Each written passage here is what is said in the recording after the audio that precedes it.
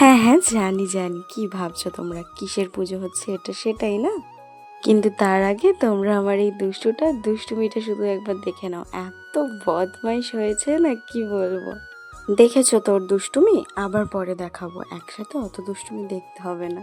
এখন দেখো আমি কি করছি। আমি আর আমার শাশুড়ি মা ঠিক কি কাজ করলাম। আমি তো আলপনা দিতেই ব্যস্ত ছিলাম আর আমার শাশুড়ি তখন ভোগের খিচুড়ি পায়েস এগুলোই করছিল। তো সমস্ত ভোগের আয়োজন করছিল আর আমি এদিকে ফল কাটতে বসে গেছিলাম আলপনা দেওয়ার পর।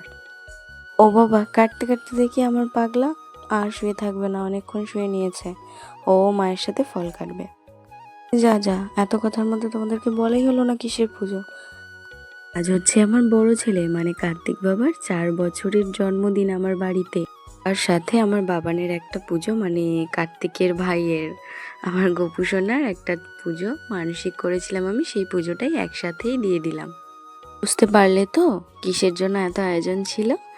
তো দুটো জায়গাতেই সুন্দরভাবে পুজো দিয়ে পুজো সম্পন্ন করলাম, করে তারপর বাড়ি এসে নিজেরাও একটু খিচুড়ি প্রসাদ খেলাম, সবাইকে দিলাম।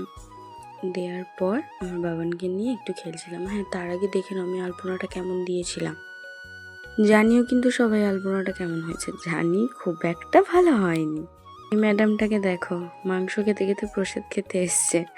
এদিকে আমার পাগলাটাকে তো সারাদিন ঠিকঠাকভাবে নিয়ে ব্যস্ত ছিলাম। পুজো আচ্ছা সব মিটিয়ে আমার পাগলাটাকে নিয়ে একটু খেলা করছিলাম। তোমরা শোনো ওর আওয়াজটা কেমনভাবে আমার সাথে খেলা করছিল।